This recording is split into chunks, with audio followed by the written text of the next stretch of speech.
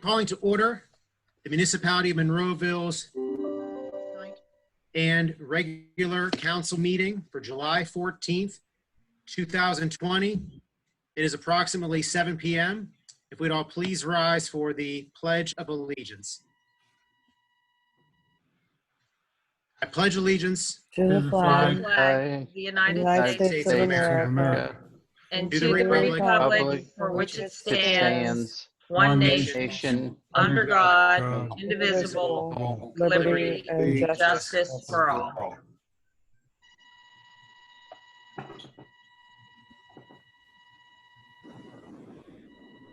If we could please have a roll call, please. Mayor Grieslock, Here. Mrs. Gatos, Here. Mr. Poach, Here. Mr. Harvey, Here. Mr. Wolfram, Here. Mr. Arsenko, Mr. Williams, Here. Mr. Wilson, Here. Mr. Little, Here. Mr. Ratcher, Here. Miss Rock. Here.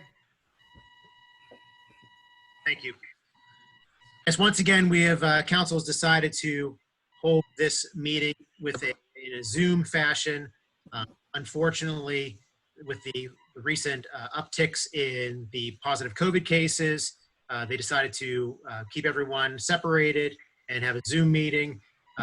Sometimes this information happens so fast, and what we're stuck with is that we have to have advertising requirements. So we make these decisions, we have to advertise it, it takes time. So at the time we advertise for the Zoom meeting just to get it in the books, and that's why we're having it. But we really want to get back to having our regular meetings in person on a regular basis. And I think everyone could agree with that here on council.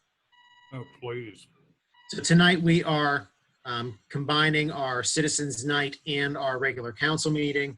I just want to start with thanking the staff at the municipality, all of our employees that are working under these challenging times, our police department and everything they've been doing, our first responders, all of our healthcare workers in our community, and I wish the best to all of our small businesses and our businesses here in Monroeville and our Chamber of Commerce, and certainly all of our residents.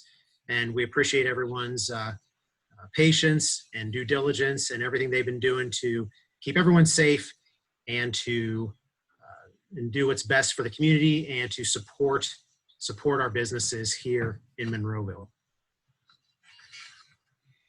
So this, with these Zoom meetings, what we've had to do with our public comment period, we've asked residents to email the manager prior to the meeting.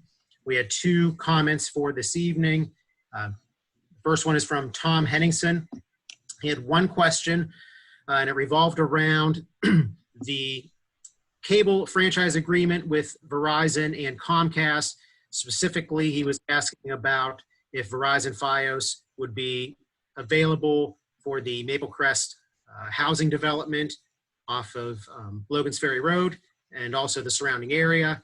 And we are still looking into that. It seems like that should be, based on the past agreements with the density of housing, that should be approved and should be pushed through. But we are still waiting to hear back from Verizon. And I agree, we should have a choice in the matter. And I think it's a good thing for the community to have both competing companies in their region. And so we will get, we're waiting to hear back, like I said, from Verizon and our representative there. And we will get that information to the community as soon as we have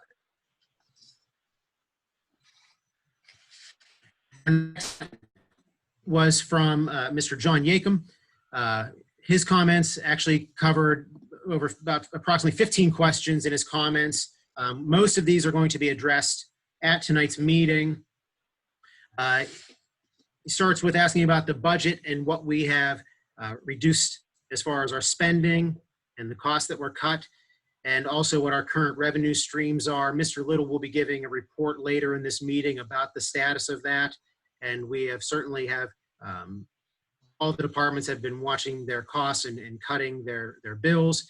And the council had laid off approximately 40 full-time and part-time employees total. And everyone is trying to do their best as far as savings. from a municipal from municipal standard. Get two questions about the fire departments. The first one was about the first one was about personnel and the fire agreement. The fire agreement does not cover personnel. So the Municipality of Monroeville does not employ the fire and EMS personnel. And it is the fire chief's responsibility for the training and for the employment of those individuals. The fire agreement is really more about apparatus and then how the relationship between us and the municipality, or the municipality and the fire departments goes. And we're always evaluating this. We have a new fire agreement that will be coming up here shortly, and we'll be looking into all of the matters there. The next question about the fire departments is about the Quint 1, which is on the agenda for this evening. We'll be discussing this in detail later about the equipment the equipment change over there at one of the fire departments. But both of those fire department questions are specifically for the fire departments, and that's where that information would be best gathered.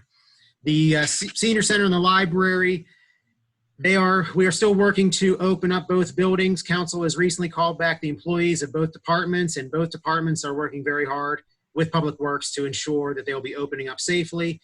They are following all the CDC guidelines, all the state guidelines, all the county guidelines, the Library Association guidelines, and the Senior Center guidelines.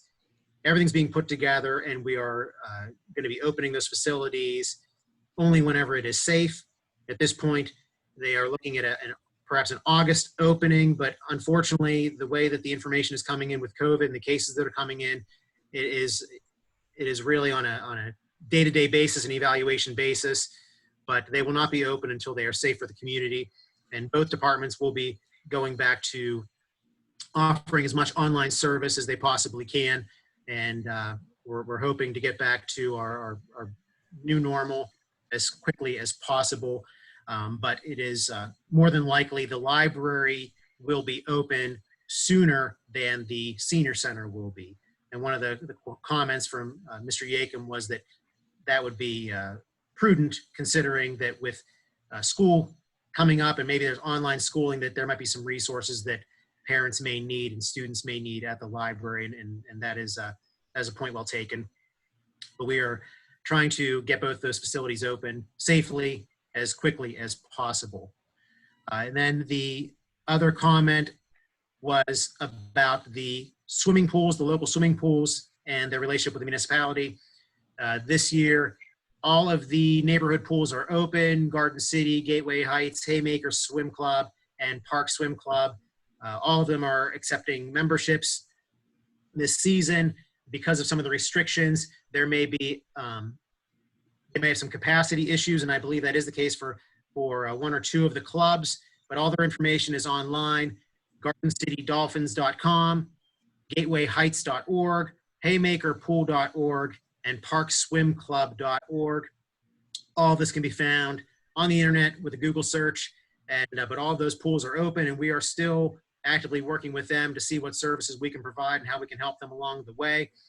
Our rec department had to cancel all of their summer camps, so as far as any kind of services that we needed to do or have for our residents, those were all canceled. But we are still in talks with the neighborhood pools, and we wish them the best this summer. And it's certainly been hot and a good summer for swimming, and people are certainly ready to be outside. So, Eric, you want to take this one or me?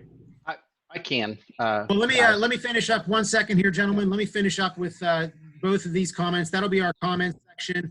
Both Mr. Henningsen and Mr. Yakum's comments will be fully placed in the permanent record. All of council has those exact comments as well, but those are the comments from the residents. And with that, I'm going to close the Citizens Night portion of this meeting. And then, I'm sorry, was it Mr. Harvey or Mr. Poach? Did you either? Well, I think Eric was going to take it. But the only comment I was going to make is that the pools have all acknowledged to us that their membership and people attending the pool and coming into the pool and joining the pools has skyrocketed. They are doing very well. skyrocketing might be a little heavy, but they are doing well. Eric? Sure. Thanks, Ron. We did a couple of things as we're moving forward with them. And again, we I know we had at least one Zoom meeting, possibly two, I believe, and another in person over the last few months. So we have been, as the mayor was saying, working with everyone, on those polls. We began with one of the things we realized is how else we can continue to work with them. One of our concerns is we were able to use the advantage of Monroeville's buying power and account, and to help integrate with the emergency medical service as well. We've ordered some automatic external defibrillators, the AED, the same that Monroeville uses here. We have across the municipality. They're not in yet as of noon today. Check, they could be in also. It takes a little while to get some things nowadays too. So that'll be able to be a capability that those facilities have. And then so there'll be some training upcoming with that we'll see to it is done, as well as Mr. Harvey and I already met with one of the pools to get started. We've got to make the arrangements for the other ones. That's going to be completely on us as we get the equipment in together for some additional things specific to meeting some of the CDC guidelines for the pools to be open. The guards would work on the resuscitation a little bit differently and so on as well. So we had one opportunity to kind of practice up at Gateway Heights. Actually, we did that, and we'll be in touch with the rest of that group as well. We have some equipment to go with them, and we updated some of the other medical equipment using the advantage of Monroeville's purchasing power to do that and get those things there. Some new backboards and spinal mobilization things, which are all required for those pools to have. So wish we could have done a little more with things, but the world's definitely different in changing, no question. But I certainly appreciate the openness, the conversation, the dialogue we've had with all those folks. And I think it's been great watching those folks work together too in a number of things. And to steal one of the quotes, and I forget who it was that said it to us, from one of the pool presidents, said, well, in the summer as teams, we're sort of in competition, but in between, we're all on the same side. So they're working well together. And again, as the mayor was mentioning, guys, if you have the opportunity to join, they're able to they're looking for those members to continue to do that. And they're viable is what they reported to us for the rest of the summer, although they too were not concerned were they going to open or not too. And they did a great job, I think. Very good. Thank you, Mr. Poach. And yeah, I mean, high praise for everyone involved with those at the pools. A lot of volunteer time, a lot of passionate people. Everyone from top to bottom, they're working very hard, and they do every year to make sure those pools are open. They're a tough business, and they're tough to keep running. So they do an excellent job, but we'll keep the discussions open with them. One other thing, Mayor, I don't know if this is as good a time as any. I have some information from the library. I know we usually do that, whether I want to save it for the reporter or I want to give it to those folks now. They have some data on their up opening that they sent to us. Now, as good a time as any. Go ahead. All right, let's see if I can do the screen share, guys. Let's see if this happens now. All right. So you folks see my screen, I take it? Yep. Yes. Okay. Yep. All right. So we got some information from the folks at the library today. First of all, they wanted to let us know that the Dropbox is now open 24/7, I guess, effective today. So for those of you that had some items such as this guy here has had them for a month or two, please, you can go ahead and get them back at any time. Those were not manned prior to that. Contactless pickup is available Monday, Wednesday, and Fridays from 10 to 4. And Tuesday and Thursdays, the hours are listed there as well. And the community members can request online items, and that just restarted on Monday, or calling at the Monroeville number, the 372-0500, or emailing the library at the EIN network piece of it. That was another piece that they said to us. They're also working on the faxing and printing services to be available. The gallery space, for those of you familiar with the library, again, you're not in contact with the staff. You come in, the doors immediately in front of you are not available. You'll go to be diverted to the side, and the door from the gallery space in there too. So it was almost a predetermined ante-room to keep people apart, but they can have some online resources available as well. And the website and Facebook have virtual programming and extended services. And again, there's always, you can call the main number as well for any other questions. So they'll have those folks available in their normal hours and the pickup times that they listed as well. Okay. So let's see if I can get to stop sharing now. All right, we're back. Great. All right. Thank you, Mr. Poach. And yes, as even that last statement. I mean, with all of the departments, the website and the Facebook pages are the best way because things are changing on a daily basis and they can change at any time. We do our best to try to get the information out there on those pages and through Nixle alerts if we have to. But once again, just go to the website, the municipal website, the library website, the Facebook pages of the departments, and that's where you can get your most up-to-date information. All right. So I have an executive session announcement I want to read into the record that council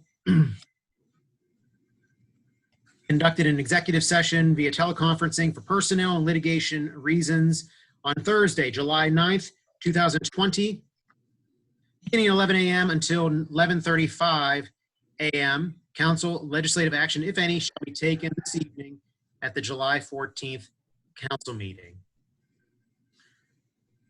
Council, your minutes for this evening to be approved would be the Citizens Night meeting of June 9th, 2020, the regular council meeting of June 9th, 2020, and remember the council work session last in June, we combined them as well. So is there a motion to approve those minutes? Motion. We have a motion. We have a motion and a second to approve. Does anyone have any comments or questions, additions, or changes to those minutes? Seeing none, we have a motion and a second to approve. Roll call, please. Mrs. Gatos, Aye. Mr. Poach, Aye. Mr. Harvey, Aye. Mr. Wolfram, Aye. Mr. Williams, Aye. Mr. Wilson. Aye. Can we Yeah, go I back have to the regular screen? Yeah, Tim has his, there we go. The ayes have it. Council, the reports of the tax collections that you have in front of you, is there a motion to approve that report? Motion. Second. There's a motion and a second. Any comments or questions, council? Seeing none, we have a motion and a second to approve. Roll call, please. Mrs. Gatos, Aye. Mr. Poach, Aye. Mr. Harvey, Aye. Mr. Wolfram, Aye. Mr. Williams, Aye. Mr. Wilson. Aye. The ayes have it. Our list of bills and budget transfers. Is there a motion to approve? Motion. I'll second it. We have a motion and a second to approve. Any questions, council, or comments? No, sir. Seeing none, we have a motion and a second to approve. Roll call, please. Mr. Wilson, Aye. Mr. Williams, Aye. Mr. Wolfram, Aye. Mr. Harvey, Aye. Mr. Poach, Aye. Mrs. Gatos. Aye. The ayes have it. And council, the payroll report. Is there a motion? Motion. Second it. We have a motion and a second to approve. Any comments? Motion and a second to approve. Roll call, please. Mrs. Gatos, Aye. Mr. Poach, Aye. Mr. Harvey, Aye. Mr. Wolfram, Aye. Mr. Williams, Aye. Mr. Wilson. Aye. The ayes have it. Council, we're going to move over to our vacancies on boards, commissions, and authorities. In your packet, it's the blue section. And also what I'm going to do at this time is I'm going to shuffle our agenda a little bit. Under our consent agenda, section B of motions, item number 1, we have a motion to accept the resignation of Georgianne Payne from the Police Civil Service Commission. But ask that I would like to seek a motion for that. Motion. Second. We have a motion and a second to accept the resignation. Any questions or comments? Seeing none, roll call, please. Mr. Wilson, Aye. Mr. Williams, Aye. Mr. Wolfram, Aye. Mr. Harvey, Aye. Mr. Poach, Aye. Mrs. Gatos. Aye. The ayes have it. Now we're going to stick with the vacancies. Mrs. Gatos, do you have anything this evening? I do not. Thank you. Mr. Poach, No, sir. Mr. Harvey, Yes, I would like to, concerning the vacancy that just happened on the Civil Service Commission, I would like to nominate Miss Luann O'Neill from Pondview Drive. Second. I think you've got her resume, and I think she would be a good person to fill in on that spot. So we have a motion to nominate and Second. second. All in favor? Aye. Aye. Opposed? Motion, the nomination stands. Mr. Harvey, do you have anything else? No. Very good. Mr. Wolfram, I have nothing right now. Mr. Williams, Nothing. Mr. Wilson. Nothing, sir. Very good. All right, council, we are going to move over to our consent agenda. Item A, new business. We have 20-2-SUB, AWK Consulting Engineers Incorporated. Mr. Little, if you would take it from here. Yeah, thank you, Mayor. Yeah, the applicant is requesting a preliminary and final subdivision approval to consolidate tax parcels 543D360, Lot 12, and 543D364, Lot 13 into one lot. The combined lots create Lot 12R with a total acreage of .41. The property is located at 109 Queen Drive in the R2 one-family residential district. There are no issues with this subdivision, and I'd recommend council approve it. Motion to approve. So, Motion. We have a motion and a second. Any comments or questions, council? Seeing none, we have a motion and a second to approve. Roll call, please. Mrs. Gatos, Aye. Mr. Poach, Aye. Mr. Harvey, Aye. Mr. Wolfram, aye. Mr. Williams, Aye. Mr. Wilson, Aye. The ayes have it. Council, moving over to our motions, actually the second motion, Mr. Little.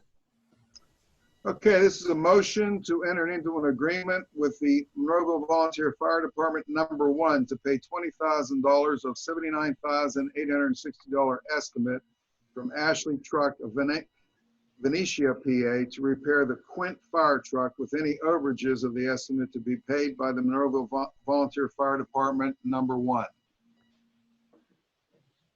Motion to approve. I We have a second motion that. to approve I and second a that. second. Any comments? Yeah, Yes. before we do that, I would ask Mr. Harvey to enlighten the public on the cost of this and why the $79,000 is considered, if he would. Right, yeah, good idea. I'll try to Mr. make Harvey. this in brief. I'll try to make this in brief, but that's going to be kind of hard. This vehicle was purchased by the municipality in 2006, I believe. Company 1 added the Quint part to the pumper, which turned it into an aerial truck in essence. Every year there's Mr. Harvey. ladder truck. Mr. Harvey, for the sake of the public, could you explain what a Quint, turning it into a Quint truck means? Yes, basically taking the pumper truck and adding a power ladder to the top and making it a ladder truck. And anyway, every year, now the 3 ladder trucks have to be tested per NFPA for safety reasons. And there's quite an extreme, an extensive test that they put them through once a year. And the Quint failed the last inspection. And basically, there were some outrigger rust problems, and mainly the torque box, which is the frame of the vehicle that holds the ladder. And they were concerned that it had rotted away to the point where it wouldn't have been safe to use. So it has been sitting out because Chief Belts from Company 1 sent at our request, sent a request from the manufacturer, Ferrara Incorporated, to give him a price on what it would take to fix it. And their return letter, and I'm going to use round numbers, was that to basically fix the torque box, it was going to be $400,000. And to replace the frame and cabin chassis was going to be $600,000. And to replace the whole unit was going to be $900,000. Well, we thought this to be out of bounds, and we have found a repair shop. Actually, myself and Mr. Ratcher knows the gentleman from years past, and Scott Belts, Chief Belts, took the Quint out there, and we have heard from other customers that he has repaired their ladders and Quints, and with satisfactory results. So he submitted a bid, and the total bid package was $79,820. I don't have it in front of me. And with that, we decided that the municipality would put in $60,000 to repair this. Company one would pay the balance, including anything that they might find once they take it apart. Company one has agreed to that. The only options for this were to let it sit and rust off the frame and be worth nothing, or get it repaired. And I understand when we get it repaired, that company one has agreed to extend the life of it for another 6 years, because it was technically due to be replaced in 2. And we would have got next to zero return financially on that truck under its current condition. With the municipality and company one pitching in to fix it, in 6 years, I am reasonably certain, with the way that company one takes care of their vehicles, that the municipality will recoup their money plus. Mr. Mayor. Very good. Yes. Ron, I understand that this is a very important vehicle for the community because of what it can do. I understand it is more flexible, I guess, in fighting fires, and it has really come in handy in the past. That would be true, Tom.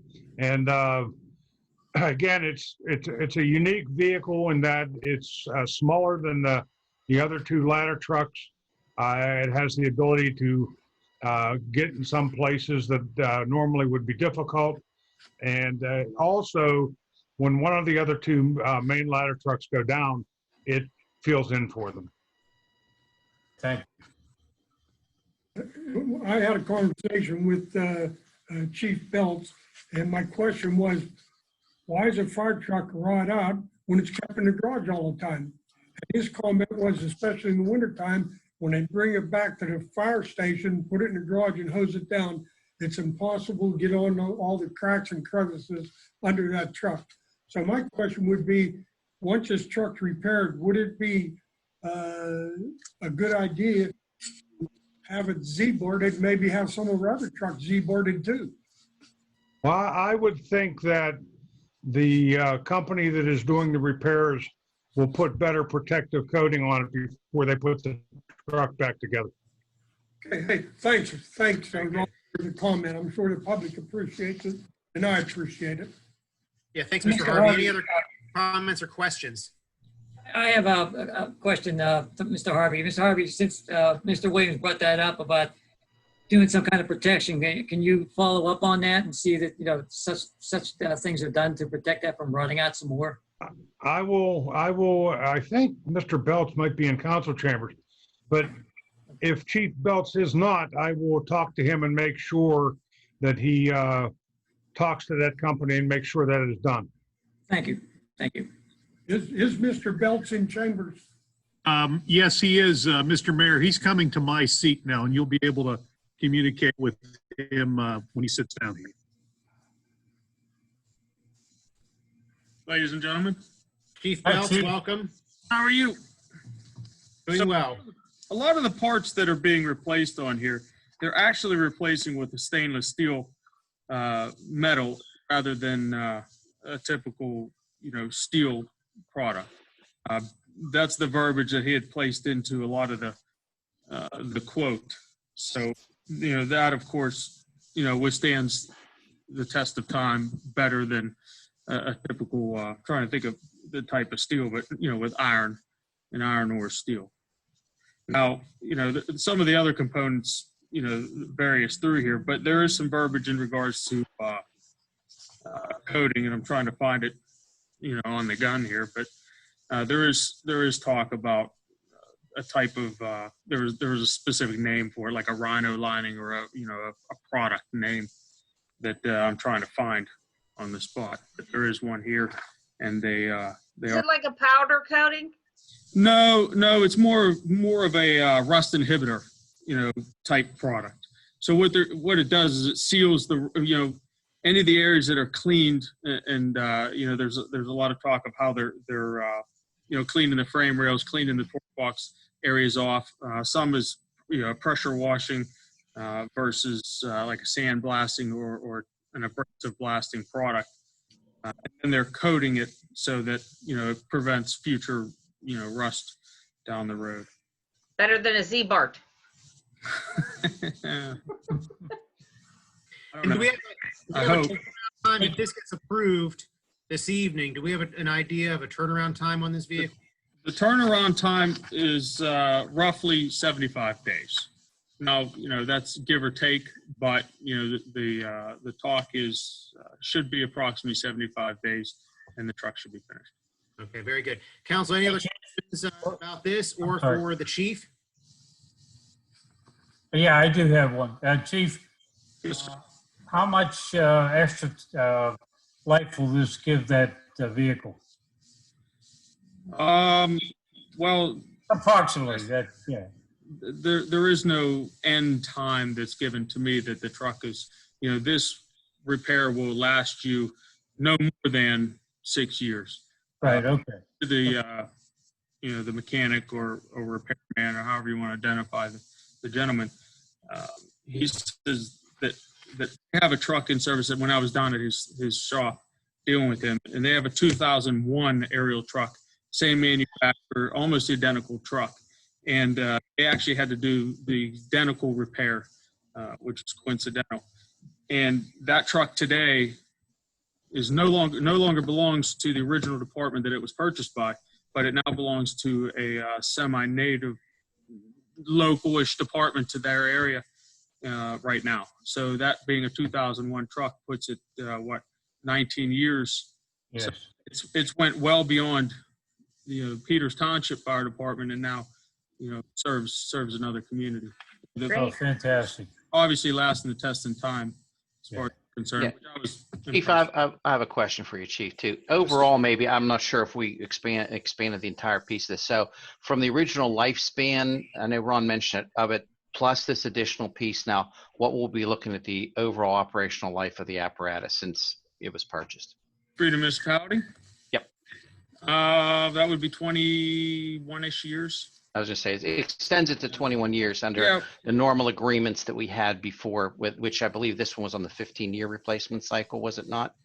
It was moved into the 20-year because of the aerial device on it. Right. So in other words, we are getting more for benefit out of the refurbishment and the repair of the apparatus. Yes, Yeah, that's absolutely. that's a very good point to make. I mean, this will definitely stretch the taxpayers' dollars further. Yep. This is a vehicle that we would not have to replace as we were already agreed to do. So I think this is actually money well spent for the community and for the fire department and for public safety. So. Right. And it Any is a other, unique capability too, so it fits in place too. But it's value added for us. Certainly. Last chance, any questions or comments? We have a motion and a second to approve this. Thanks, Chief. Thank you, Chief. Thank you, Chief. Thanks, Thank you, Chief. members of council. And we, can I have a roll call vote, please? Mrs. Gatos, Aye. Mr. Poach, Aye. Mr. Harvey, Aye. Mr. Wolfram, Aye. Mr. Williams. Aye. The ayes have it. Council, we're going to move over to our resolutions. We have one this evening. Mr. Little, please. Okay, we have a resolution authorizing Timothy J. Little to sign the attached agreement between the Municipality of Monroeville and the Pennsylvania Department of Transportation to participate in the engineering and construction management system. What this is this is a data collection that PennDOT does across the state for traffic lights and other in roads that that they put into a whole management system, and they need somebody to sign the resolution, and either I or the mayor. So it's been put down there for me to sign it. So it's more or less a housekeeping item. Motion. Is there any, One second, Mr. Wood. We have a motion and a second to approve. Was there a second? I'm comments. sorry. Who was the second? That was the second. Thank Mr. you. Wolfram was the second. Mrs. Gatos made the motion. We Thank have you. motion and second to approve. Mr. Williams, you had a comment or a question? is there any cost to the municipality? No. Very good. Any other comments or questions? Motion and a second to approve. Roll call, please. Mr. Wilson, Aye. Mr. Williams, Aye. Mr. Wolfram, Aye. Mr. Harvey, Aye. Mr. Poach, Aye. Mrs. Gatos. Aye. The ayes have it. And council, we're going to move over to our reports of our municipal staff. Mr. Ratcher, if you want to unmute and let us know if you have any report this evening. I have no report this evening, Mr. Mayor. Thank you. All right, thank you. And Mr. Little, a few items there if you would like to have the floor. Yes, well, for the past, this will be the third month that I've been giving council a special revenue report because of the COVID-19 possible lack of revenue, more than possible, but most likely lack of revenue that everybody across the state, every municipality and city is going to be experiencing. And, but before we even get started with that, to answer the question of one of our people putting in a question, the way we have reduced expenses, as the mayor had alluded to before, is we have laid off close to, or furloughed close to 40 people in the library and the Senior Citizen Center, full and part-time, and we have reduced expenses that way. One thing you have to remember, we have a $35 million budget, and approximately $24 million of that is fixed cost. Most of that, as in any organization, is salaries or benefits. Now, hopefully, as we move along here, we will not have to furlough any more people, but nobody knows what the future will hold. But the biggest way that we have reduced costs is not showing up in the general fund budget, but is in capital. We have put the whole 5-year capital improvement program on hold. We started that in January, and because of the pandemic, we have put it on hold. We have tried to keep our capital expenditures to a minimum. Now, some people may say, well, we've paved roads. Yes, we have paved roads. And that is a prudent thing to do, because if you let roads go, they will become more expensive. And that is something the council decided to do 2 months ago. Not only that, because oil prices, which relates to asphalt, were so low, it's better to do it now than a year or two when prices most likely will go up. So that's basically the overview with respect to expenses and how we have reduced expenses through capital. What we want to do, just to add to that, is we want to keep our fund balance, which has been good over the last 2-3 years. We want to keep that very healthy. Now, we spent a lot of money in 2019 on capital, but we still want to keep the capital there in case we need it as a rainy day fund. All right, now, as far as the report, I have given this to council. This will be the third month, and everybody can see that. I assume it's on the screen share. And as I can point out, and I'll have a bar chart coming up on this, our real estate taxes coming in the current, we're only down 4.38%. That is depending on how the collection goes. So that is really not material, at least at this point. Most, if not all, the real estate tax collection, 96, 97% should be collected by the end of this month. Where we want to focus here is current business tax right here and mercantile tax. As you can see, there is a mercantile tax here. We are $876,000 we have not collected, and $924,000 we have not collected. Now, as council knows and the public knows, we have extended the date from April 15th to July 15th, commensurate with the federal and state, that businesses have to pay their mercantile and business privilege tax respectively. So we don't know what we're going to take in now. Now, the tax office says a lot of the business and mercantile tax is coming in. We will know more in the August meeting at the end of July on how much that has come in. Another tax that we have to be looking at, which surprisingly has not gone down as much as we thought, at least at this point, is the wage tax right here, the EIT, Earned Income Tax. That's only down close to 3%. So that is a bright spot that it hasn't gone down as much. Coming down here to the regional asset tax, the RAD tax, that has gone down, but quite frankly, it hasn't gone down as much. Going on to the second page, building permits, as you would well think, that has gone down tremendously, 65%, and in absolute numbers, it's $63,000. Occupancy permits have gone down, and this is reflecting what we were not doing in the latter part of March and what we were not doing in April and in May. But if you come down all the way to the bottom here, we are short so far $2.4 million, close to 2.5. The large part of that, as I said, is because of the business tax and the mercantile tax. That makes up the lion's share of that, why we are low right here in revenue. As we move along, we're keeping an eye on these, and as I have told council and I've mentioned it publicly, at the end of the third quarter is really going to start telling the tale on if we have a real significant dearth in revenue. So that is the, and I have that also in a bar chart that I am going to pull up here in 1 second here. Now, I've given this bar chart to council each month, and these reflect exactly what I had just mentioned with the absolute numbers. It gives more of a snapshot.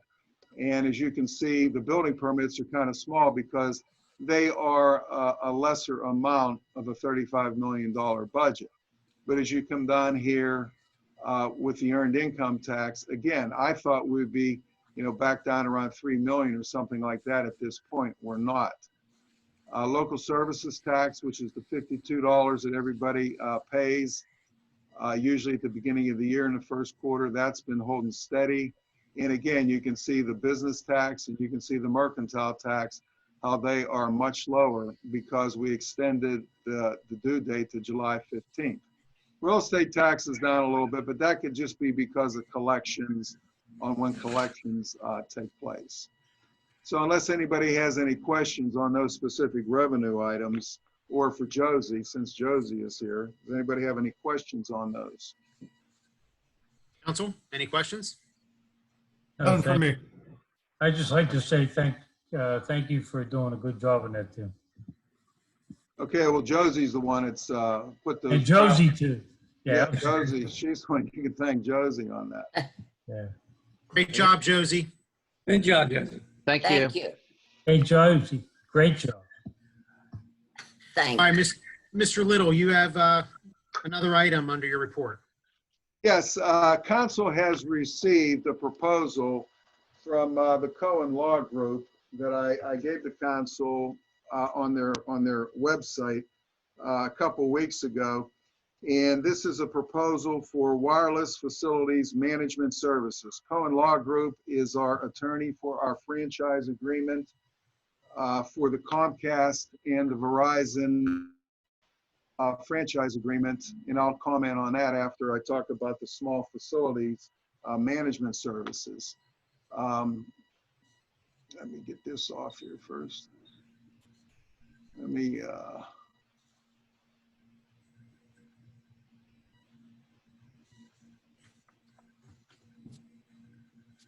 lost my screen.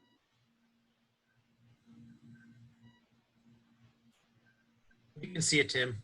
Can you see the Yeah, regulation of wireless facilities. Okay, I'm sorry. Okay, I can't see it. Okay, that's on my second. Okay. Yeah. All right, Yeah. this is I'm going to go through about 5 or 6 slides that, this is from Dan Cohen Law Group. I think it explains everything rather well.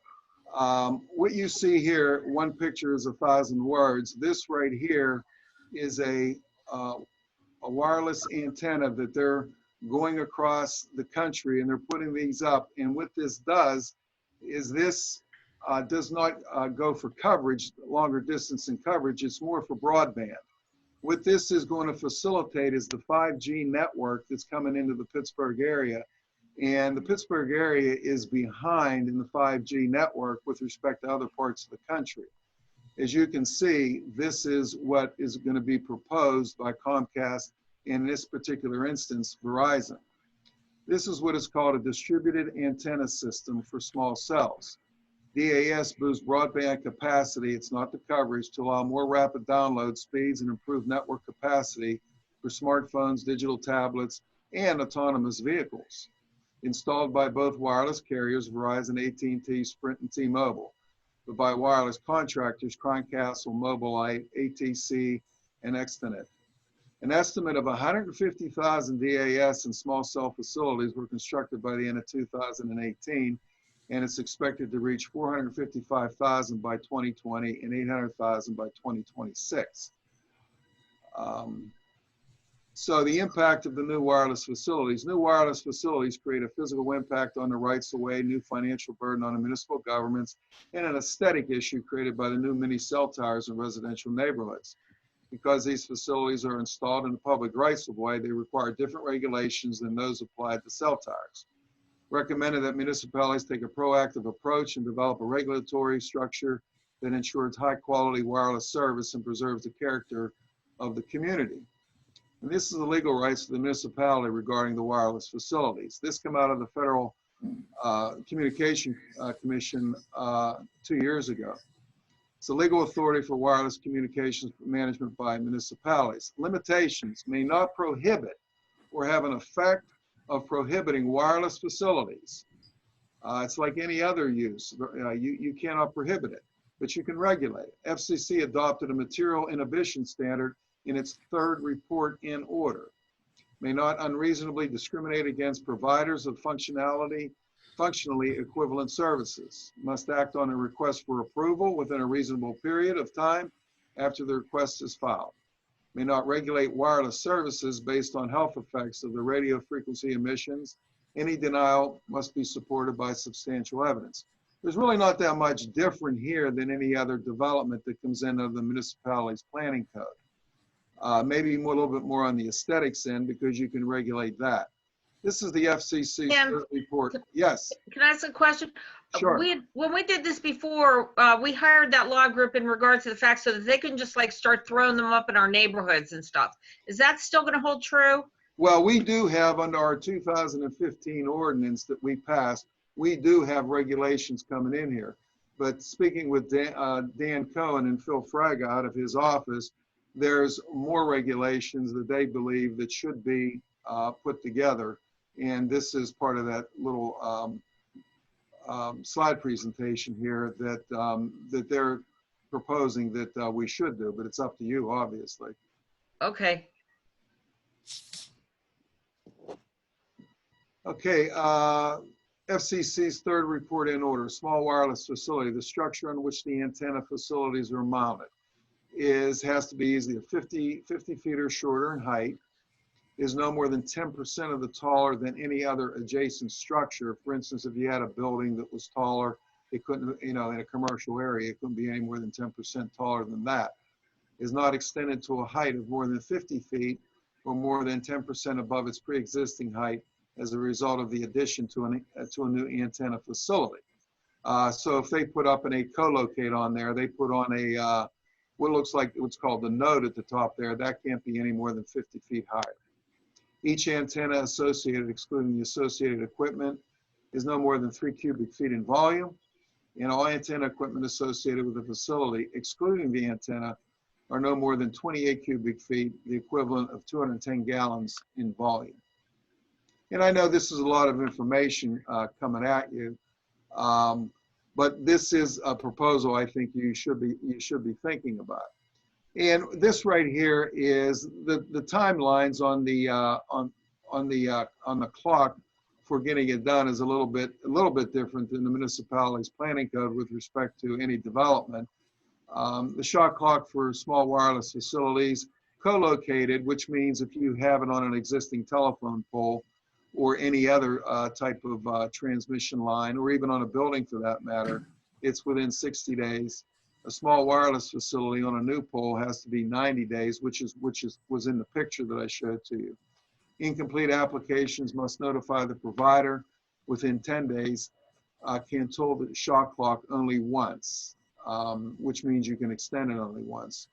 All approval permits and agreements must be completed within the shot clock timeframes, and the remedy for the provider is expedited injunctive relief. Now the FCC, what they've also done is they have regulated the fees, put a cap on the fees.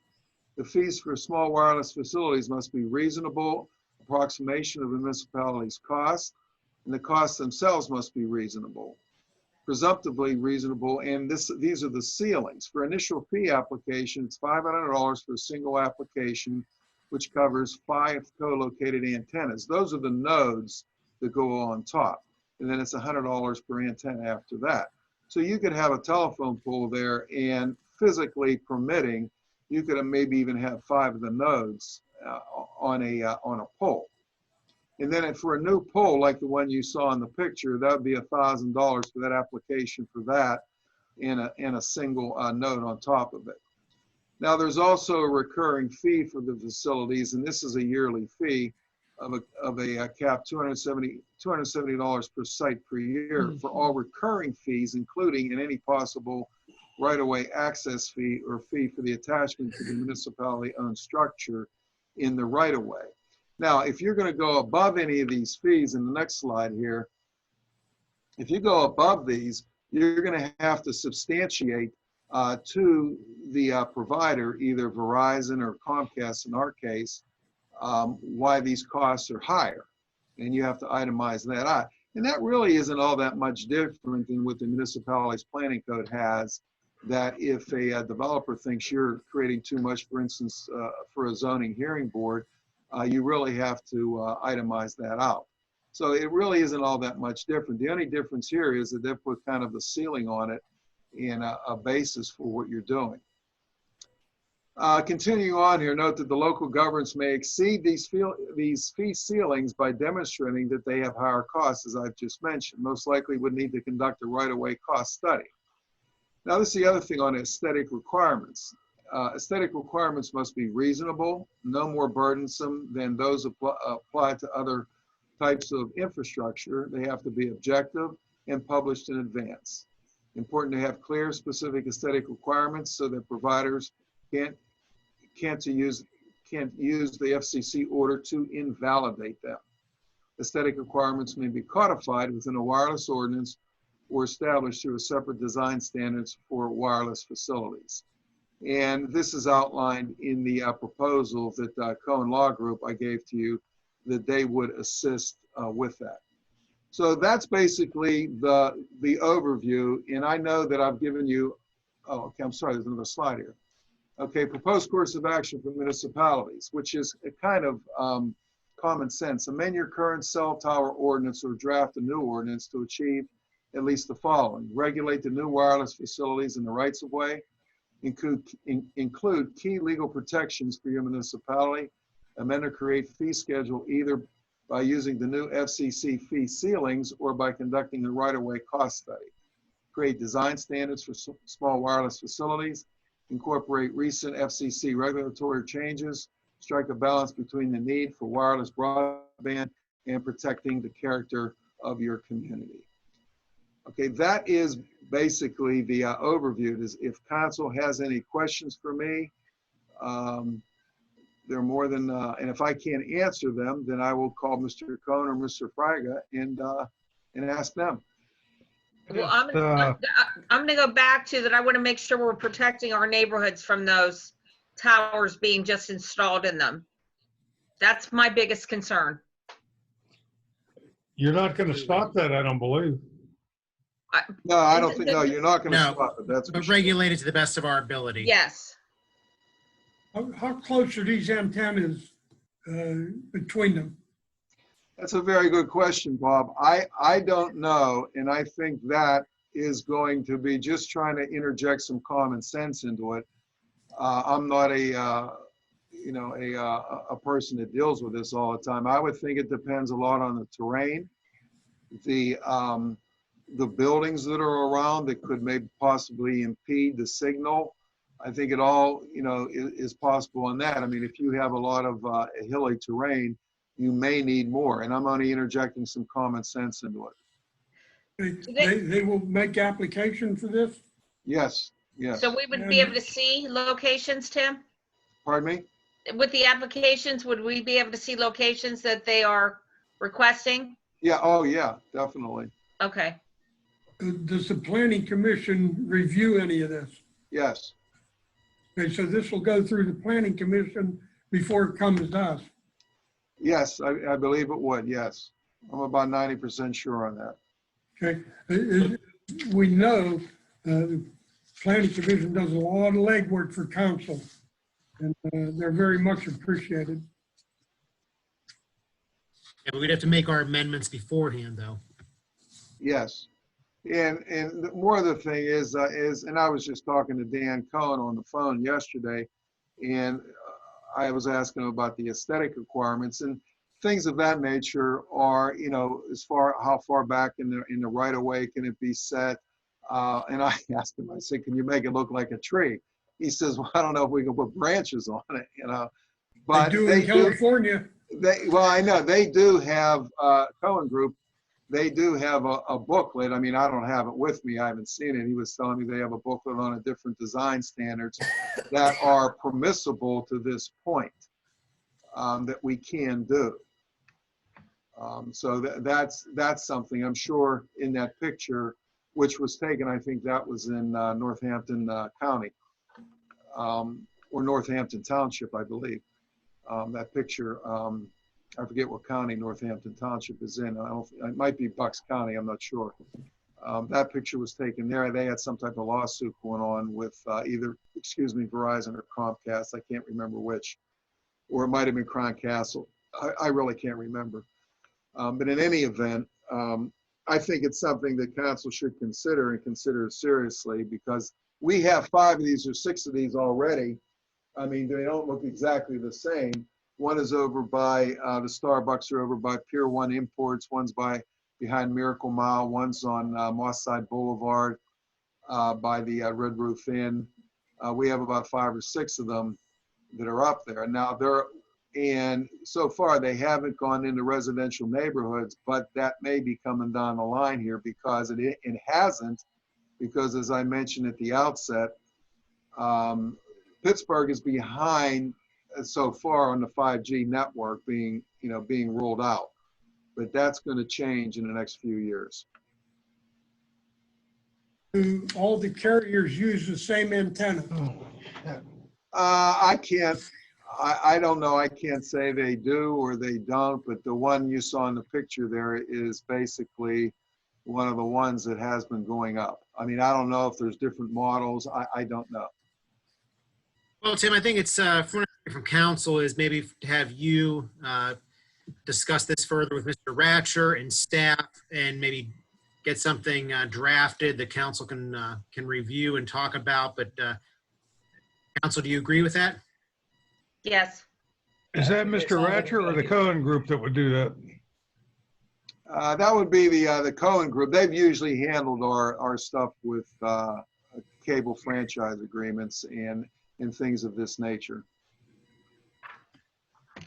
And Yeah, so one last Tim, no, Mr. Harvey, go ahead. I just had one last question because I totally lost track. Did somewhere in all this, did you answer Mr. Henningson's question? Yeah, we did. Where I have talked to Phil Fraga out of the Cohen Law Group, and I mentioned that to him in the course of my conversations with him and Dan Cohen on this issue right here. And Phil Fraga he mentioned that he was going to be contacting a governmental representative in Verizon to see if indeed that was the case, because we do have an area within Monroeville, more so in the northeastern part, in the eastern part of Monroeville, where only Comcast is available, and Verizon, for whatever reason, in the agreement going back decades ago, they could obviously move in. University Park is one area, Shangri-La, in those areas. In fact, Ron, it's in your ward. Now, so the development, Maple Crest, that is going in is not in that area. So I don't know how Mr. Henningsen came across that information, but we're trying to verify it. Okay, I didn't remember his exact question, and I didn't know if all this information answered it, which it probably did not. So No, separate. They're separate issues. separate issues, yeah. But we're working on Verizon Fios issue in that area, and then certainly I think we should talk to the Cohen Law Group a little bit more about this issue, and have Tim and staff review it, and then for council to maybe consider acting on this before it gets too far ahead of us. I'm good. All right. Any other questions regarding this matter for Mr. Little? No, can you take it down, Tim? Thanks. Very good. Tim, do you have any other comments for this evening, Mr. Little? No, I do not. Very good. Thank you. Ms. Rock, you have joined us this evening. Do you have any comments? I do. I have a very short presentation that believe you should have my notes that I sent to you, plus numbers, because anytime I talk to you, it always involves numbers. So Yes, we do have it. have a guest with us tonight, Lisa and Aaron. They're from AccuFund, or actually, they'll let you know the name of their company. What I had known that some of the other municipalities were paying less for their software than what we were. And when this COVID hit,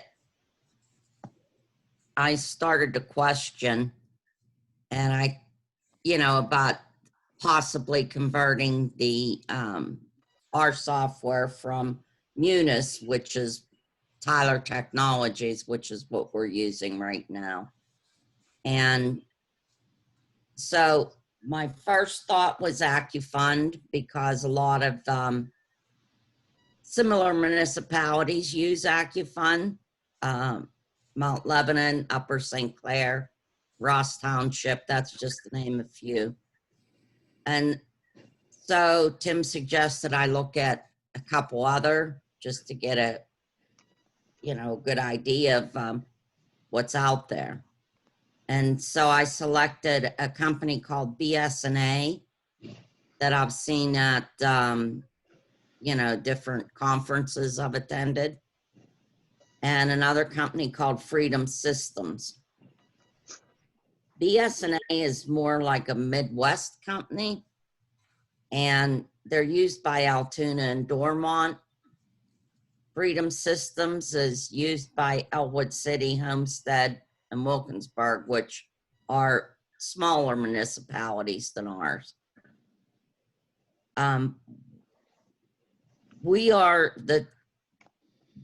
Tina and the whole finance staff was involved in listening to, the presentations, and we were able to get some test screens, which we did. And so after the staff tested, now this has all been taking like probably about 2 months. We decided Freedom System was not liked by anybody. It was cumbersome, and it was like an older system. So that was out immediately. That left us with BS&A and AccuFund. Well, AccuFund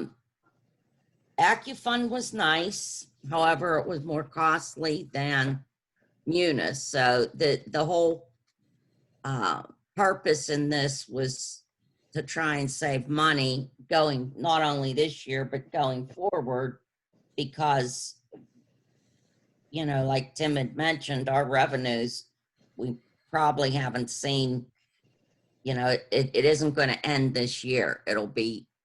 We'll have less revenues next year as a result of this. So, we selected, and I'm here tonight to talk to you about the possibility of changing our software, which is a big step. The reason we accepted AccuFund is a couple reasons. It's easier to use, user-friendly, and the support team is located in Export, PA, which we have Alyssa Kearney and Aaron McConnell with us. So I'm going to let Alyssa say something about the service in her company and how she helps other municipalities. I believe we may just have Aaron McConnell with us. Well, it says Aaron. It's actually Elisa. Yeah, it's Hi. Elisa. Yes. Is Hello. Aaron, Okay, is so Aaron Elisa, attending? Yes, I'm so sorry for the confusion, but there it is. So, okay, no, okay, it's, so Elisa is here. Welcome. Welcome. and it's Elisa Kearney, so that's okay. It's the combination of McConnell and Kearney. So Okay. We're gonna get it right. okay, so We sorry for the will. confusion. So once we figure out all these Zoom meetings and we get everyone doing on the right page, everyone doing the right Yes. thing, we're gonna go back to our regular meeting. So, but at any rate, thank you for joining us this evening. Yeah, Thank you for having me. we're happy to have you. Ms. Rock set it up pretty well here. I do know that Munis in the past, myself and council don't directly deal with Munis, but from what I understand, it is challenging to work with at times. And I think user unfriendly from what I hear from staff. And so anytime we can do things better and maybe save money, that's a good thing. So if you would like to have the floor and speak about your company, please. Okay, thank you. I'm the president of EMK, and I'm located in Export, Pennsylvania. So I've been in the business to work for governments and not-for-profits in implementing financial accounting solutions since 1993. So in 2004, we acquired AccuFund. We had another package before, and this package came to light, and it's a very user-friendly. We have a lot of happy clients. We don't sell anything else. We just deal with AccuFund. So we go around, we have a large presence in Pennsylvania. We're part of the GFOA. We also are we work in Indian reservations. I have several of those. We also work in Michigan, Virginia, West Virginia. So most of our area, though, is Pennsylvania. So we know all the rules for payroll. We take care of all our clients. We have Josie had mentioned some of our current clients. We have a lot of nonprofit ones, which the Sports Authority also is one of our clients. And, we have some other religious organizations too. So anyways, probably about 100 or so clients we support. And I worked with Tim before in another municipality. So I'm very happy that I had an opportunity to come back and show him how things have advanced in the years. And again, in those 16 years that I've been working with AccuFund, it's a very progressive company. We have all of the, as things develop, we give them to our clients. So we have the ability to enter timesheets, and we have soft clocks, we have time clocks. So we have a whole gamut of government modules that we can incorporate with AccuFund. Do you have any questions about anything? I think This is Tom Wilson. How difficult is the conversion from what our current is today from Munis to your system? Well, obviously it's always a traumatic experience for people. However, we do try to minimize that. We do about 8 conversions a year. So we're a very active reseller. There's 40 resellers of us throughout the United States, and we have a lot of activity. So we kind of have a game plan. It's important to get the chart of accounts. I noticed on the report that you just showed, you had 3 years of revenue. We of course can pull in historical information, and we'll evaluate that with you along the way to see what is it that you want to bring in and show on your financial reports. Josie, do you feel comfortable with the conversion? I do, Tom, and I'll tell you this, that when I first came to Monroeville, I started to learn Munis, and I was talking AccuFund back then, but then I grew to actually like Munis. I've learned to like it. It is very cumbersome though. That hasn't changed. And what I don't like about it is anytime you want to add something, it's more money. And we're going to be saving a lot of money. If you looked at oh, there it is. Let's talk money for a minute. What we've spent on Munis since 2018 was $94,000, $81,000. And in 20, I'm projecting it to be more like 83,000. So what happens is Munis will do an upgrade, and then that always costs us money, plus it's aggravation. The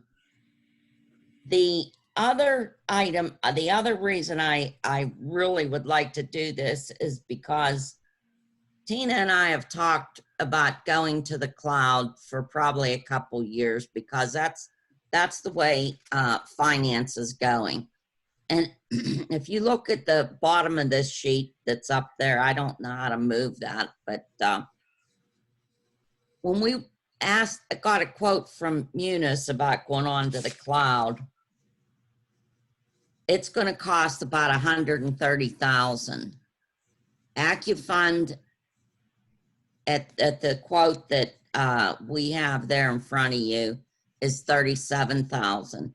And to tell you the truth, we're actually getting an additional, I guess, is it a module, at least? Yes. In that pay portal where the employees will be able to go online and look at their own, Paychecks. U2 and whatever, what all can they look at least? Their paychecks, they could, you can actually even put, you could sign purchase orders electronically on there as well. So it's an employee portal where different modules will pop up, and whoever is, board members could be, set up like that too. So you can look at financial statements as well as your pay information, to get your W-2s, your pay check, whatever it is that you want to put on the portal for them to have access to. So Josie, how long of a conversion, how long would it take to convert over to AccuFund? Well, that would be, I had asked Elisa that question, and we're looking to do the conversion by the end of the year and possibly go live with payroll at the beginning of the fourth quarter. Just because their payroll function with respect to doing the W-2s looks so much easier than what we're doing now. Mm-hmm. When you say fourth quarter of this year or the fourth quarter? This year. Okay. So that would be October 1st. I believe that's what we talked about, correct, Elise? Yes, it was what we talked about. And this would, Josie, this would include the training and all of that for everyone in the finance department?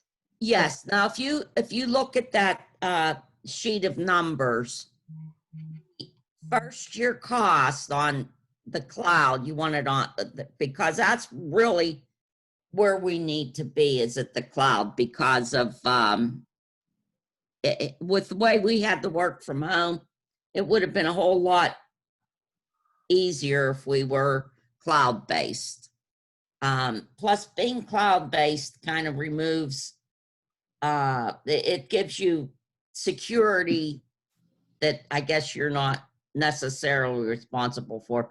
Our IT department wouldn't have to maintain the hardware, software, upgrades. That's all done by AccuFund.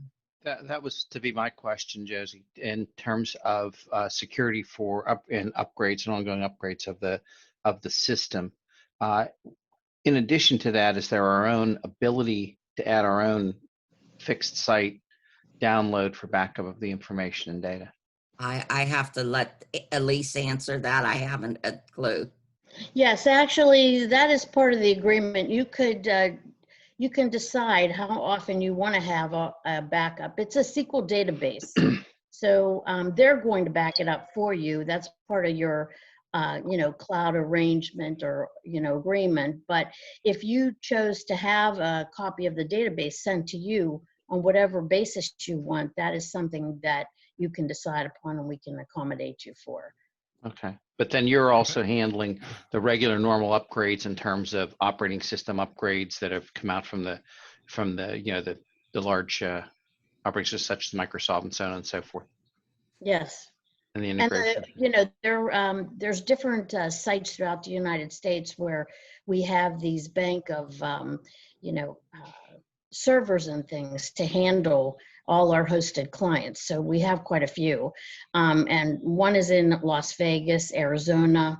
So there's different places around the United States where they're in a secure building, and all that information can be provided for you. Once we go forward, you could see our contract and take it from there. But yes, we have a lot of people recently who own the software, and because of COVID now, want to be a hosted client. So AccuFund has even worked out a plan where, because they've already purchased the software, they get a discounted hosted fee because of the number. It's based on the number of users. So because the demand has been so high, because a lot of people had to go to work because of COVID, because they couldn't get to the computer remotely, for their servers and things. So anyways, we worked that out recently, but we also host clients as well as, charge a subscription fee for this service.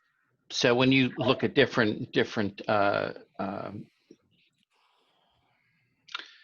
not just vendors, just went out of my head here, users, pardon me, different users. So we would be a relatively small user in terms of numbers of individual. Is there any economies of scale that can be achieved with other folks using the system? More users or less versus, our numbers of users? So we quoted a 25 user site for you, and then you have to consider the number of employees. Is that answering your question? I'm so Yes, ma'am. sorry. Okay. Yes, ma'am. That's getting it too. So we have, we have a wide range. We actually have clients that are only a single user, but we go up to, as far as payrolls go, I think one of our largest is 1,100, people for payroll.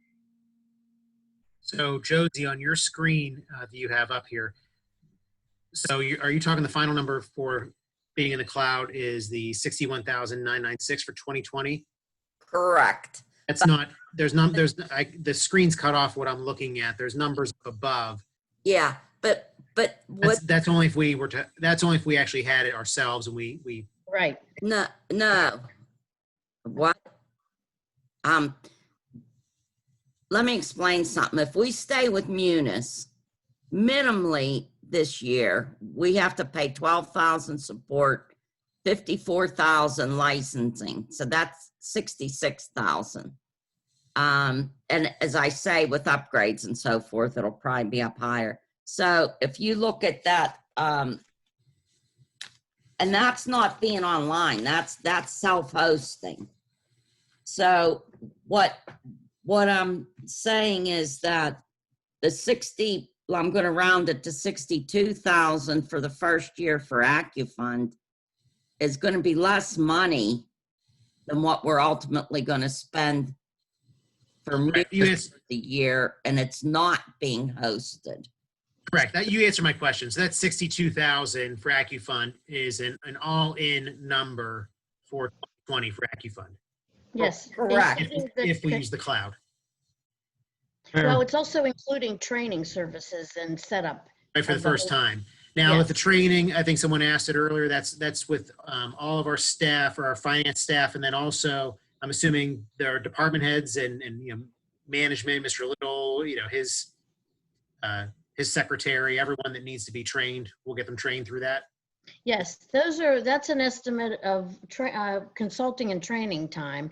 And then the next year is really what the subscription fees are for hosting. So, and maybe a couple hours to load year end or go through year end processing with our clients. That might be like 2 hours added in there besides that. But Certainly. basically the costs are in the, first year. Actually might probably roll into 21, based on we've allowed some extra hours in for, just checking things out within a 6-month period, if you will. But we're your ongoing support. So there's an 800 number that you could call for AccuFund, but you can also, we're the ones who set everything up. So we want to know what you're doing. We want to be there, we'll be there for your payrolls, just to make sure that everything is being, everything is working the way you anticipate it working. Yeah, and that's extremely valuable to offer. So, I believe, Mr. Harvey, did you have a question or a comment? Yeah, can we go back to the regular screen? My comment is that I, in this council, has always trusted its department heads. And I think Josie and her department did their homework on this one. And not to mention that over the next 3 years, it's helping us financially. I can't see us going wrong with this. And more importantly, I'd like to support the finance department and making this move. I don't know, Tim, do we have to bid this? No, it's software. Software does not have to be bid. So would this can we approve this tonight? Sure. So, Mr. Ratcher, would it be most appropriate to seek a motion to approve this change? Yes, that's correct. I'll make that motion. It's not a problem. I'll second it. Okay, so we have a motion and a second to convert and contract with AccuFund for our financial software. Any other comments or questions, council? Looking forward Any to comments or questions? good things, yes. Thank you for your approval of this, and Well, let's get 1 second, Josie. Let's go for the vote first. Let's make it for the official. vote. Okay. Yeah. Make it official. All right. So there is a motion and a second to approve this. Could I have a roll call, please? Mrs. Gatos, Aye. Mr. Poach, Aye. Mr. Harvey, Aye. Mr. Wolfram, Mr. Williams, Aye. Mr. Wilson. Aye. The ayes have it. It's official. Lisa, we look forward to working with you and your company. Thank you so much. I really appreciate that. And, we want to make you a happy customer like all the rest of ours. So looking forward to it. And, really, thanks for the opportunity. Great. Thank you. We're gonna hold you to that. Okay. And Josie, great job. Yay, Josie. I'm over the hill. If you come on over. Right. Thank Very you, good. Josie. Thanks. Thank you. Nice. Take care. Good job, Joes. Yes. Josie, do you have any other comments for this evening? I do not. Okay, very good. Thank you. And now, council, we're going to finish up with our comments, our council reports. Mrs. Gatos, if you could start us off, please. Yes, first of all, for anyone that's not aware, the summer concert series at the park was canceled for the rest of the season due to the COVID guidelines. We're sorry, but it's the best thing for everyone involved, and we look forward to bringing it back for next year. So that's one thing. Number two is the Forbes Road project on the Turtle Creek side. The repairs started yesterday and they will run until the end of October. It's a long period. If you've driven that road, you'll know why. The road is collapsing into the creek. fed, and it's extremely necessary. So avoid that area as the road will be shut down. And lastly, is the fireworks have been scheduled for September 6th at the Monroeville Mall. Thank you to them for allowing us once again to use the parking lot at Macy's. They will start again at 9 p.m. I'd like to thank Mr. Johns for all the work that he has put in, going back and forth as you know, things have developed and whether we could or we couldn't. And as of right now, everything's standing as a go for September 6th. And if anything will change, I will let you know that at next month's meeting. Otherwise, you know, everyone will hopefully take precautions there. We'll probably still be social distancing, maybe not, but probably. So just keep it in mind because we want to try and make it a good time for everybody. And with that, I'm glad to see everyone's here, healthy, and hopefully we'll get back together again soon. Great. That's it. Thank you. Thank you, Mrs. Gatos. And yes, we will keep the public posted through our reports, but also on our website if any changes. But we're very committed to getting these fireworks off. Is like you said, that's the Sunday of Labor Day. That's Sunday, September 6th. And it's my understanding that the 4th of July committee, since they had some savings from not having the parade, they put a little more money into the fireworks display. I believe it was $3,000, and the company is matching that, giving us $6,000 worth of extra. Yes. And that's extra. That's more than what we usually have for 4th of July. So it's going to be a nice display and something that the community really, I'm sure, is looking forward to.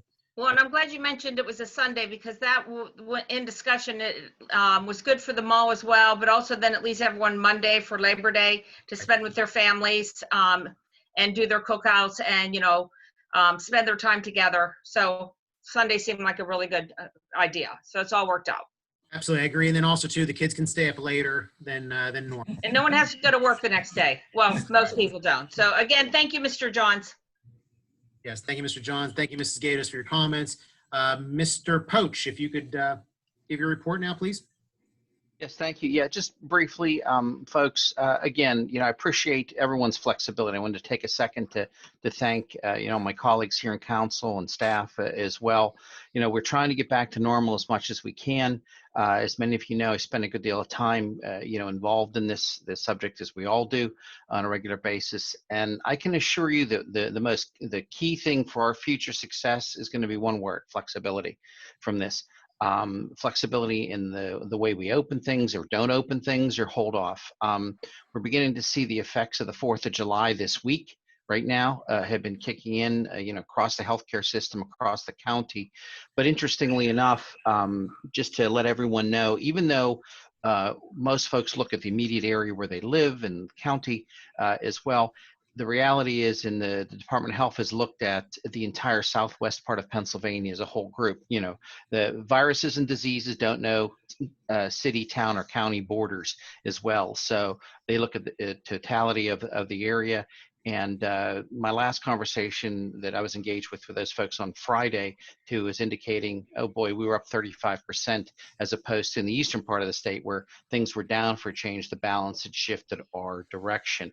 The good news is some of the folks that it's affecting, the lethality and whatnot, maybe not as much as it was before. But our huge concern is still those, if you look at all of the statistics across the board between ages 50 and 70, is as much as a large group as well. So for those of us here in this group, it was the right thing for us to be able to do.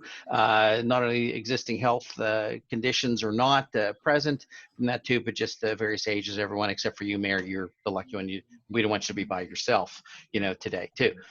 From that. But I want to encourage all the folks out there to try to be as flexible as you can and patient with us as well. As I indicated to everyone else, you know, Monday may be one decision and we may have different information 2 or 3 days later too. So hang in there. Appreciate the services. We're getting back online here in Monroeville as much as we can, and hopefully look forward to you know, a better season as we move forward. So thanks you. That's it. Thank you. Mr. Harvey. Yes, I wanted to personally thank Georgianne Payne for all her time and service on the Civil Service Commission. She put a lot of time in there. She helped that commission a lot. She was on that during the good and bad times, meaning when the Doug Cole situation happened, him leaving and getting them back, and there's been officers that they've worked very hard to hire. So she's done a lot of work. I just wanted to extend my personal thanks to her for her time on the Civil Service Commission. The second thing I had was, I don't know how they did it, but there is good news in the books. J.C. Penney's is staying open. It was one of the 2 stores that the corporation decided not to close. So that is good news. And I have talked to people around town, including Mr. Ratcher, who told me that there's big investors looking at not only Route 22 property like where Golden Corral was, where that area is being filled in beside the old Penn Monroe. I talked to some of the building inspectors, and they said houses are selling in Monroeville like unbelievable, at an unbelievable pace. So I think next month's report, you might see a difference on that graph. I am a positive type of person. I don't see everything coming back fast, but that was some good news that I've been given, so I wanted to pass it on. That's all. That's all you got? Thank you, Mr. Harvey. Mr. Wolfram. Thank you, Mr. Mayor. I'd like to thank everybody that has given out everything they have for the things that we're searching for, to tell the people what's going on with municipality and the virus and everything like that. Everybody's so well informed. It's just amazing. Mr. Poach, I thank you for all that information you gave us. And of course, Josie, everything. Like I said, all I can say is thank you. Thank you. I'm so glad to be part of this. I hope I can do better later on. I want to thank the Fireworks Committee. I think that's going to be a great thing. Extra fireworks. People always enjoy that. So thank you for everybody, and stay healthy. Thank you, Mr. Wolfram. Mr. Williams. The first thing is, we've all gotten calls about people setting fireworks off. The first thing you need to remember is that the Apollo police chief, who was a licensed to set off fireworks, blew his hand off a couple years ago. So you need to remember that when you're playing with fireworks. Monroeville is under the Pennsylvania Fireworks Regulation Act 43 of 2017. And the important thing is fireworks must be 150 feet from an occupied structure. So that eliminates a lot of people being able to set fireworks off. So if there's a problem, we want it resolved. Thank you. That's all I have. Thank you, Mr. Williams. Mr. Wilson. Thank you, Mayor. First of all, I just want to remind everybody to continue to wear your face mask, because that's going to help us to beat this virus issue. And like a lot of the folks said, be very patient with others, and while you're shopping or whatever takes you outside, but please wear those face masks. The other thing is, to the senior citizens who belong to the senior center, the staff there is working extremely hard in order to get the senior center open and keep it safe for everybody. So please be patient. Sooner than later, the senior center will be open. And last of all is, I'd just like to say congratulations and good luck to number 6 Fire Department. They bought a new ambulance, and it was certified by the state and is now in service. And that's great for my area, because it just increases the amount of coverage that we have for my Ward 7. Thank you. Very good. Thank you, Mr. Wilson. And Mr. Arasinko is unable to join us this evening. He's representing us at the Allegheny County council meeting this evening, so he couldn't be here. I'm sure everyone misses him. And I am going to actually echo a lot of what my colleagues have said already.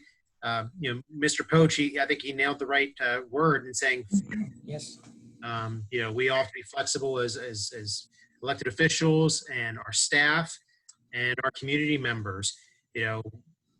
Mrs. Gators mentioned about the concerts that were canceled.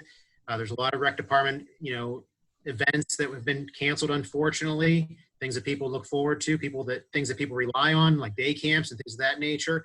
I don't need to tell everyone that we are living in just unprecedented times. And unfortunately, these are just things we have to deal with right now, but we all just need to be flexible. And we are going to do our best, as was mentioned, with the library, the Senior Citizens Center, and the Recreation Department, Parks and Recreation Department, to get them back to where they should be and provide services and amenities to our community and move forward through this. Once again, the neighborhood pools are all open, so please check out their individual websites or call their phone numbers and inquire about memberships there. Mr. Williams mentioned fireworks, and yes, we are regulated by the state. Our hands are tied with a lot of the regulations with this, unfortunately. But please be a good neighbor. I get a lot of calls. I'm sure council does as well. Of people send off fireworks all hours of the night. We get a lot of complaints. It's extremely difficult to enforce or police these issues because they happen so fast. And unless a police officer is physically, actually observing someone doing this, it's a challenge to stop it. But we just want to ask the residents to just be a good neighbor, be courteous. Don't be sending them off all hours of the night, weekdays. It is getting out of hand. The state really didn't do us any favors whenever they passed these rules. I do want to just thank our staff for everything that they have done and what they continue to do. And we do have an event that we always have every year that we have had to change it up a little bit, the Jack Sedlak Memorial Cleanup Day. We did have to postpone it this year, but we are going to move forward and have our 25th annual Cleanup Day. It is rescheduled to Saturday, August 29th. Saturday, August 29th, 9 a.m. to 11 a.m. Unfortunately, though, we are not going to be able to have the picnic like we normally do afterwards. But we did feel that we can still meet up in groups and be socially distant, and we can still clean up our neighborhoods. You can beautify your neighborhoods, parks, houses of worship, schools, or roadway. And if you want a cleaner community in which you live, work, and play, you can help by joining the Municipality of Monroeville for Cleanup Day. This information is all on our website. It can be done through the Recreation Department and online. The registration deadline is Monday, August 24th, and you can register by filling out the form. It's online, but you can also call the Recreation Department for questions and for more information, and they can also register you over the phone, and they are open for business as well. During regular business hours, you can pop in and sign up. We will still provide all the materials you need, the gloves, the bags, the vests, and everything that a group would need. T-shirts will be handed out as in previous years, and there definitely will be raffle prizes. So yeah, we won't be able to do it at a picnic setting, but people that are registered, their names will be put into a list for a raffle drawing. And every year, Joe Sedlak, and his brother Jay always acquire a lot of great prizes for people that participate. It's always a good event. So please, our 25th annual Cleanup Day, Saturday, August 29th, 9 a.m. to 11 a.m. Check out our website for more information. And then lastly, I will just echo what Mr. Wilson mentioned about the masks. There certainly is a lot of discussion, a lot of back and forth, a lot of controversy, people that aren't happy with masks, some people that are all for masks.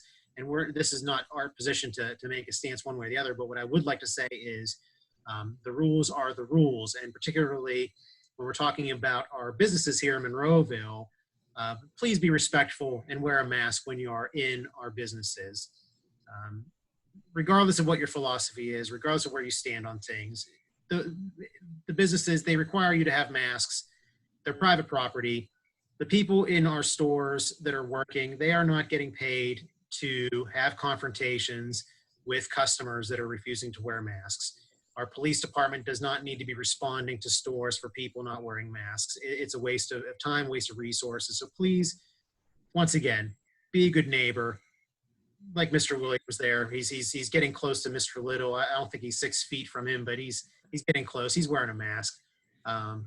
But when you can't socially distance, that's what the order is. The order is you have to wear one at all times, definitely within buildings, but outside if you cannot socially distance. So you can still be separated when you are in our parks and when you're outside. But if you're in a crowd, please wear the mask and do the right thing and just do it for the courtesy of your neighbors and community members here in Monroeville. And next month, we look forward to having a in-person regular meeting. But once again, please be flexible with us as we move forward. We may need to continue some Zoom meetings periodically, but hopefully we can all get back to a new normal sooner than later. And with that, I would like to seek a motion to adjourn. Motion to adjourn. Motion and a second, all in favor? Aye. Opposed? Thank you and good night. Good night. Good night. Right. Good night, Mrs. Calabash, wherever you are.